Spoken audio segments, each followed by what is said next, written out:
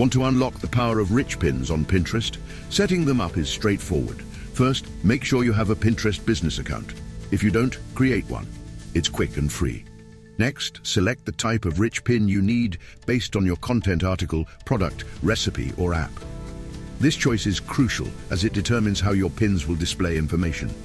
After that, you'll need to validate your website. Go to the Pinterest Rich Pin Validator, paste your URL, and hit Validate. If all goes well, you'll see a confirmation. If not, troubleshoot your metadata. Implement the required open graph or schema markup on your website to ensure Pinterest gets the right information. Once validated, apply for rich pins through the same validator. Pinterest will review your request, which typically takes a few hours to a couple of days. When approved, your pins will automatically be enhanced with rich information.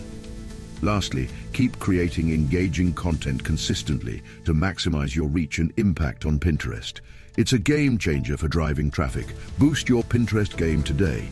Download your free Pinterest ranking checklist and start driving massive traffic to your content. Click the link in the comments to grab it now. It's time to dominate Pinterest like a pro.